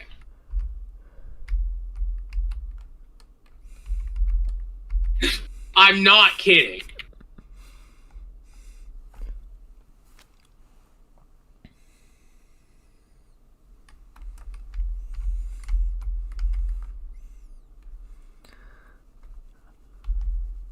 I just need one more turn to be able to play it. Well, to play one of my cards. Play this.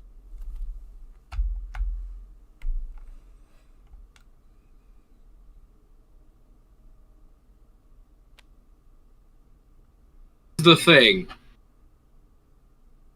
I now attack with my 2 cards. I attack first with this card. Are you attacking me directly, or are you attacking my tapped creature? What does your tapped creature even do? If it's destroyed, it goes into the mana zone instead. I attack your shield. Which shield? This one.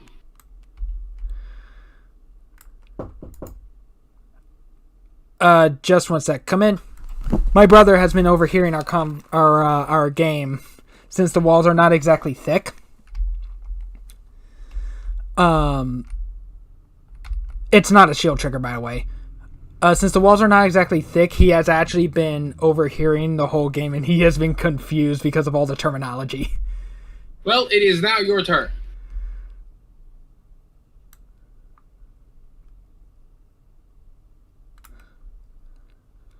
Here's the problem. I have two very busted cards in my hand. They're both evolution cards. For types, I do not Oh no, never mind. I control one. I am putting Terror Pit into my mana zone. Okay. And then 1, 2, 3, 4, 5, 6, and I do have a light and dark.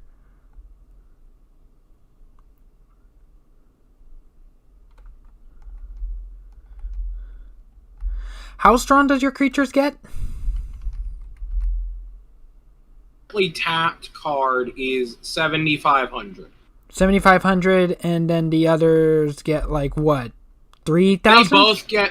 They both get an additional 3,000. So that's 5, that's 6, that's 75, and that's only 1,000. Yes.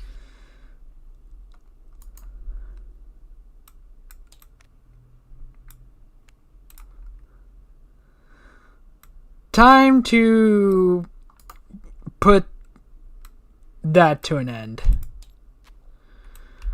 Time to evolve. I am evolving my multicolor card into Queen Alcadia's Holy Gaia. It has 9,000 power. Your opponent can't cast spells other than multicolored spells, and it's a double breaker. Okay. Doesn't keep me from summoning more monsters. It does not, but it's also an evolution card, and they don't get summoning sickness. So I am going to... Here's the thing. I can either destroy your tapped, or I can destroy 2 of your shields. That's the thing. You can only do one. That is the thing. I can only do one. If you do, no matter which one you do, I'm destroying your card very soon. Due to the cards I have in my hand. It does say, though, that you can't cast spells other than multicolored.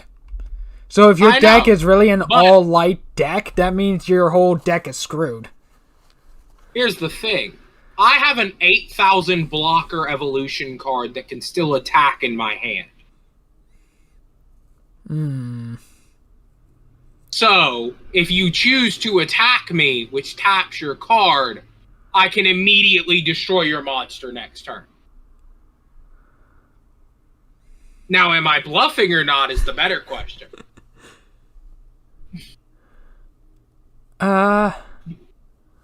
Because remember, the plus 3k goes to all cards on my field that have blocker. I'm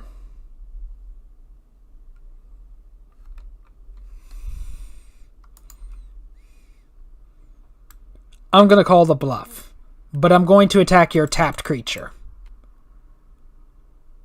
Let's move this. Oops. Let's move this over so that it's not sitting on the edge of the table. But you're not going to block it, huh? Why would I waste a blocker to save another blocker? It is your turn.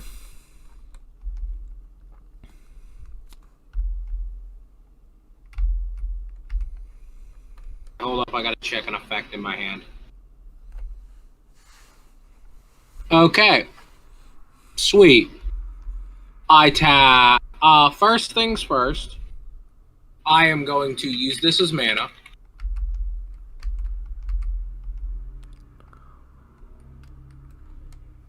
Things second. I will tap 4 mana.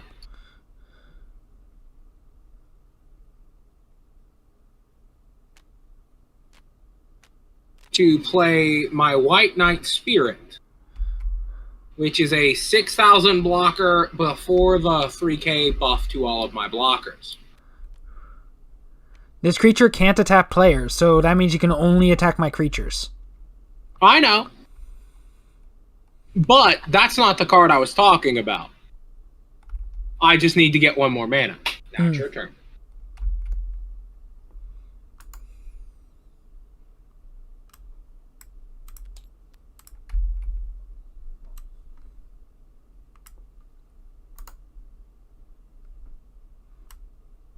Hey, have you ever played Mario Party 5 by any chance?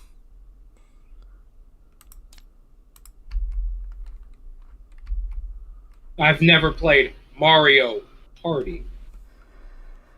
Really? Don't like party games. Okay, so instead of playing mana, I'm going to tap 5 of my mana. 1 blue, or 1 water, 1 nature, 1 light, and then 2 of any other civilization. Which also means now you cannot play mana. To first summon Dice Alunalam Protection Spirit and Energy Stream, which lets me draw 2 cards. You also can no longer play mana this turn.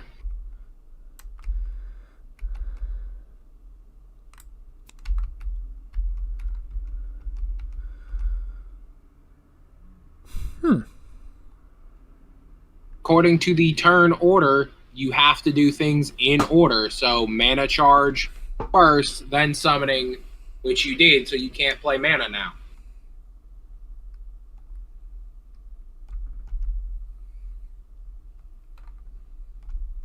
Then I will attack your shields with my Double Breaker. I will block it with my White Knight Oracle. Which gets, like, what, 6,000? Yeah, but it's destroyed. But your shields are safe. Correct. It is now your turn. I now draw 1 card. Gosh dang it. This card would be great. Well, wait, hold up. I need to check something. What do you qualify at? Oh gosh. I'm gonna be a jag. So how come you don't like party games? Technically, Tabletop Simulator counts as a party game. I'm not much of one for multiplayer games normally. Okay, so I'm going to use this as mana. And then I'm going to tap all of my mana.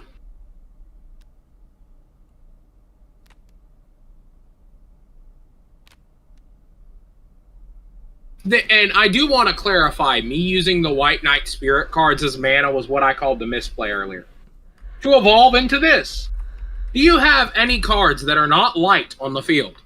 I have they now one go that's into not your light. shield zone face down. Your other multicolor ain't light either, based on its mana cost. Light and darkness and light in nature.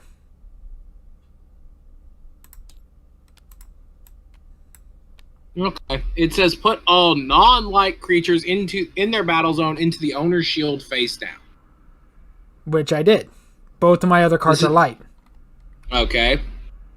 This is an evolution, so it doesn't have summon sickness, and this is a 1500 triple breaker. 15,000, Jesus. And now, I tap to destroy 3 shields. Which shields?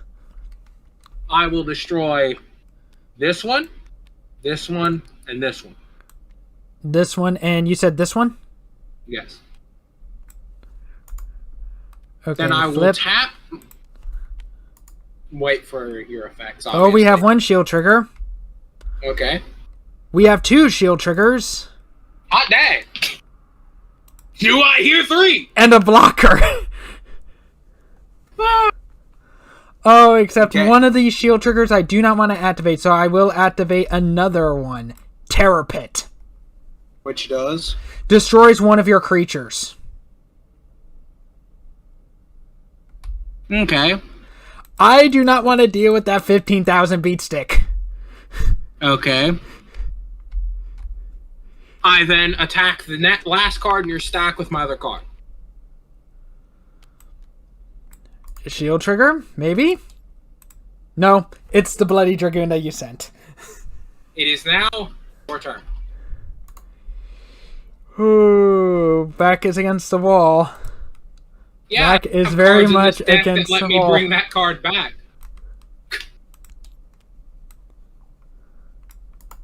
What are you gonna do if I get a shield trigger that's just like tap all of your opponent's creatures? There are cards that do that. I know. You've played one already.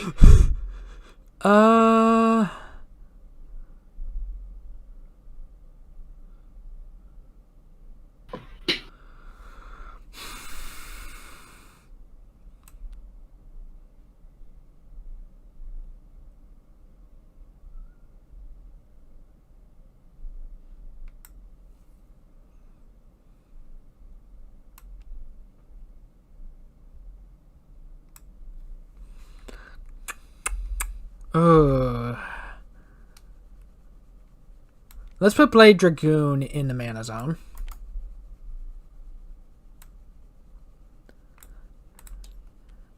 And then 1, 2, 3, 4, 5, 6, 7. And we do have a light and dark.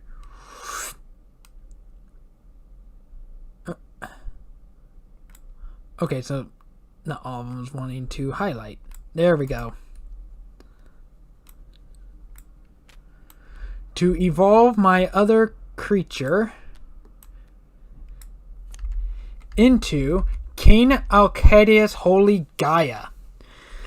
It is a double breaker, and when my opponent would put a non-multicolor creature into the battle zone, it goes to the graveyard instead. I really hope I get something to really screw you over from these two attacks. Because that's a bit much. There's just one problem. I can't play anything else, and I don't have any blockers. Well, actually, no. This can't tap players, can it? Yeah, no, this can't tap players. Can't. Yeah.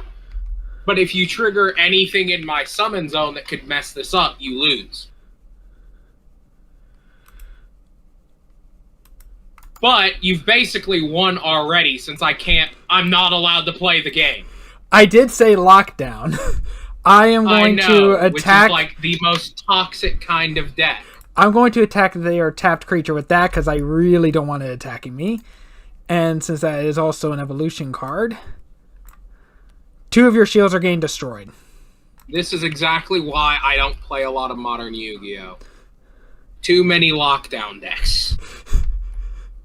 To be honest, I wanted to try my hand on an actually good lockdown deck. And this is actually a pretty decent lockdown deck. No. Here's the reason I don't like lockdown decks. It doesn't let you play the game. I literally don't get to play the game. You just win. What's the fun in playing something like that? I did say that I could be mean, and this is a lockdown deck. There wasn't really much of anything else I could have done otherwise. You really had me backed into a corner. No, actually, you legitimately just win. It is your turn. No, it isn't. I don't have a turn. I cannot play any cards.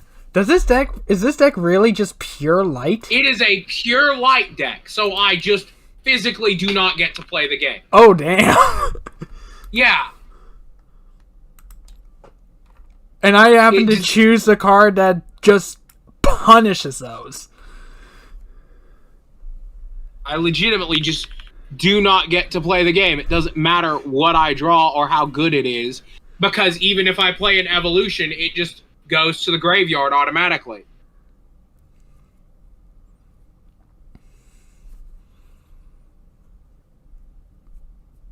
So you really have nothing. You were looking at the deck. There's nothing in this deck that is not light. So I physically cannot play the game. Okay, let's just go ahead and see what the shields are. You would have gone in our blocker and White Knight Spark, which would have tapped everything. But that wouldn't matter because you can't play it. Even if I could play it due to its, like, signal effect, it doesn't matter because then you just untap next turn and win. Dark Soul Creation. Destroy one of my creatures, and if I do, draw 3 cards. So you see, literally nothing I was going to get would let me play the game. I have cards that prevent me from, like, getting blocked, preventing my blockers, but that's, like, it.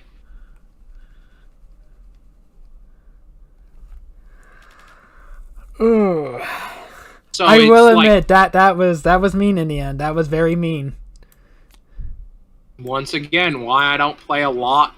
Honestly, why I just don't play competitive Yu-Gi-Oh! Because I can't even call it modern. Because freaking lockdown decks are as old as Summon Skull. Do you want to try again with that deck? Since that deck was actually kind of creaming me. No. I'd really rather just move on. I was gonna say, I'll try not to choose a lockdown deck this time. I'd really rather just move on. Alrighty then, so that is Duel Master. So in the next video, we will be doing a Digimon. This will be my first time playing it. Meanwhile, I am very experienced. Bye.